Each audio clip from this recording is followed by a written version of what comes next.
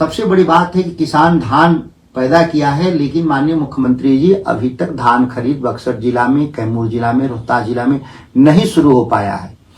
और यह दो विभागों के आपसी टकराव कहें या लापरवाही कहें या आपके समन्वय, चूंकि मुख्यमंत्री के तौर पे आपको समन्वय भी करना होता है दो विभागों के मतभेद में।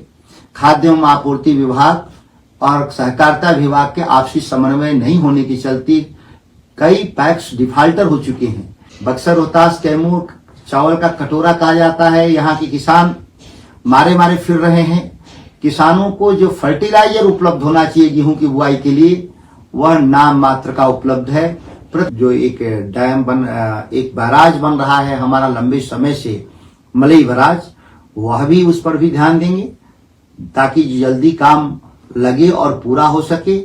माननीय मुख्यमंत्री जी आए हैं तो थोड़ा ये 20-25 मिनट से बक्सर की समस्याएं नहीं खत्म होगी, थोड़ा वक्त दीजिएगा तो ज्यादा समझ पाएंगे, और जब ज्यादा समझ पाएंगे तो आप ज्यादा कार्रवाई भी कर पाएंगे। माननीय मुख्यमंत्री जी नीतीश कुमार जी मेरे संसदीय क्षेत्र बक्सर की आज यात्रा करने वाले हैं। खासतौर से नावानगर औद्योगिक क्षेत्र एवं बक्सर में बनने वाले ईस्टर्न एक्सप्रेसवे से जोड़ने के लिए नया पुल का सवाल मैं बधाई देना चाहता हूं कि जो उन्होंने वायदा किया था कि इस बार जब सत्ता में आएंगे तो बिहार के नौजवानों के लिए रोजगार के अवसर और सरकारी नौकरियों में व्यवस्था को इस बार प्रमुखता के आधार पर काम करने का काम करेंगे। मैं याद दिलाना चाहता हूं कि करीब 1.25 साल पहले, 15 महीना पहले मैं सांसद बनने के बाद नावानगर औद्योगिक क्षेत्र को विशेष आर्थिक क्षेत्र, स्पेशल इकोनॉमिक जोन का नोटिफिकेशन जारी करवाने का काम किया था। लेकिन जब देखें तो करीब 1.25 साल के बाद भी स्पेशल इकोनॉमिक जोन के लिए जो मूलभूत ढांचागत सुविधाओं की आवश्यकता होती है, आज तक उसमें काम नहीं लगना दुखद है। मैंने एक दूसरा प्रस्ताव भी दिया था कि नावानगर औद्योगिक क्षेत्र में जो नए उद्योग लग रहे हैं वह रोजगार सृजन उस स्तर पे नहीं कर पा रहे हैं जो लोगों की उम्मीद है। एक महत्वपूर्ण सवाल ये है कि वहां पर बड़े उद्योग इसलिए नहीं लग पा रहे हैं क्योंकि वहां पे बिजली की व्यवस्था, जो पावर ग्रिड कारपोरेशन की तरफ से एक ग्रिड की स्थापना होनी चाहिए। पिछले 1 साल से मैंने बिजली विभाग के पास, पावर डिपार्टमेंट के पास 3 बार मैंने व्यक्तिगत तौर पर मिलकर के इस बात को याद दिलाया। उद्योग मंत्री को भी मिलकर मैंने याद दिलाया कि जब तक आप पावर बैकअप की ठीक व्यवस्था नहीं करेंगे उद्योग आगे नहीं बढ़ पाएंगे। एक तीसरी चुनौती भी है वहां, वो है कि पानी की उपलब्धता। पूरा एरिया वाटर डार्क जोन है जिसके चलते खेती नहीं हो पाता, इसलिए एक अस्थायी तौर पे वहां पे पानी की भी व्यवस्था के लिए गंगा से एक पंप लगा करके आप उसमें पानी की व्यवस्था कर सकते हैं। 2-3 मूलभूत समस्याओं को सुलझते ही औद्योगिक विस्तार वहां तेजी से होगा। यह बात सही है कि पिछले 1.25 साल के भीतर जब से मैं सांसद हूं, वहां कोको कोला, पेप्सी और जेके सीमेंट जैसी बड़ी कंपनियां वहां आई हैं। लेकिन इस औद्योगिक क्षेत्र को आगे ले जाने के लिए जो हमारी 3 मांगे हैं उसमें मुख्यमंत्री जी को तत्परता से ध्यान देना होगा। दूसरा जो सवाल है, जो गंगा पे जो पुल बन रहा है वो बक्सर में लगने वाला ट्रैफिक जाम का स्थायी निदान नहीं है, क्योंकि शहरीकरण के बढ़ते दबाव के चलते पूरा गोलंबर का जो एरिया है वो काफी घनी आबादी हो गई है।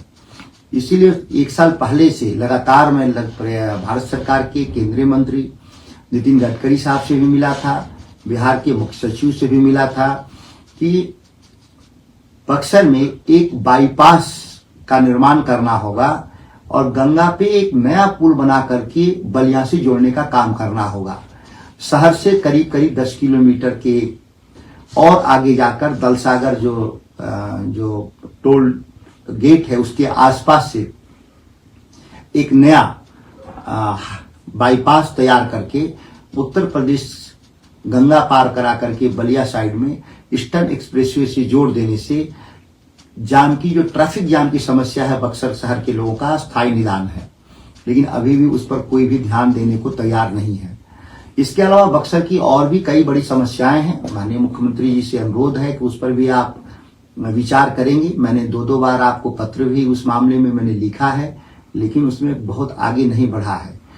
खासतौर से जो कनेक्टिविटी को लेकर के बक्सर शहर से जासो मोड़ होते हुए डुमरांव तक टू लेन की सख्त आवश्यकता है।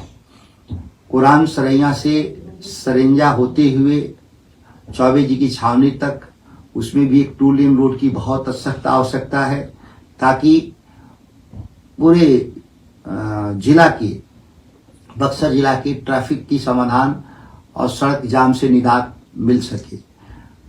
एक पावर ग्रिड की स्थापना नवानगर में हो जाने से इंडस्ट्रियल यूज के अलावा भी डोमेस्टिक और एग्रीकल्चर के लिए भी आसान रास्ता हो जाएगा।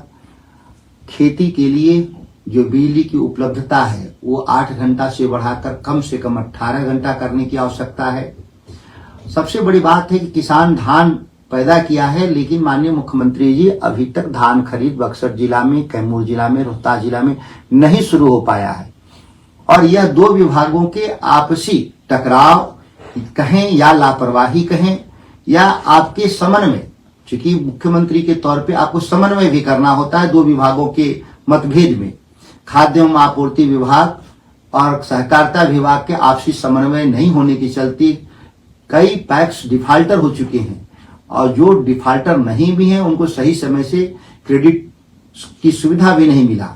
आज तक धान खरीद शुरू नहीं हो पाया, जबकि इस चुनाव में आपकी घोषणा पत्र के बिंदु 3 पर ही साफ था कि बिहार में हम एमएसपी कानून बनाएंगे, एमएसपी कानून की गारंटी देंगे।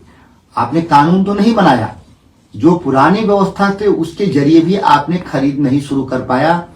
इस पर भी आप माननीय मुख्यमंत्री जी ध्यान देंगे। बक्सर, रोहतास, कैमूर चावल का कटोरा कहा जाता है। यहाँ के किसान मारे मारे फिर रहे हैं। किसानों को जो फर्टिलाइजर उपलब्ध होना चाहिए गेहूं की बुआई के लिए, वह नाम मात्र का उपलब्ध है। प्रतिदिन कानून व्यवस्था की स्थिति पैदा हो रही है। ब्लैक में खाद मिल रहे हैं। जाहिर है कि जब खाद मिल रहे हैं ब्लैक में, तो यह प्रशासन की लापरवाही कहिए, बेईमानी कहिए कि वो जो डीलर हैं, रिटेलर हैं, उनसे मिलकर के यह ब्लैक हो रहा है। इस तरह की अगर देखें तो कई बड़ी समस्याएं हैं, और निश्चित तौर पे आप आए हैं समीक्षा के क्रम में। तो जो हमारा जो एक एक बैराज बन रहा है हमारा लंबे समय से, मलई बैराज, वह भी उस पर भी ध्यान देंगे ताकि जल्दी काम लगे और पूरा हो सके, किसानों के फायदे हो सके। खासतौर से नावानगर प्रखंड, चौगाई प्रखंड और दावत प्रखंड जो दिनारा विधानसभा में है रोहतास जिला में, ये 3 प्रखंडों में खेती की सुविधा इससे बढ़ेगी। माननीय मुख्यमंत्री जी आए हैं तो थोड़ा ये 20-25 मिनट से बक्सर की समस्याएं नहीं खत्म होगी, थोड़ा वक्त दीजिएगा तो ज्यादा समझ पाएंगे, और जब ज्यादा समझ पाएंगे तो आप ज्यादा कार्रवाई भी कर पाएंगे।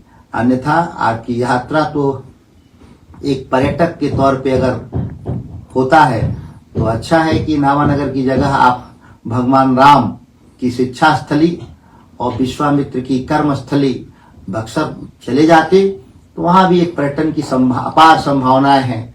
आपका पर्यटन भी हो जाता और हमारी ऐतिहासिक धरोहर का संरक्षण भी हो जाता। इसी अपील के साथ मैं आपकी अपनी बात समाप्त करता हूं।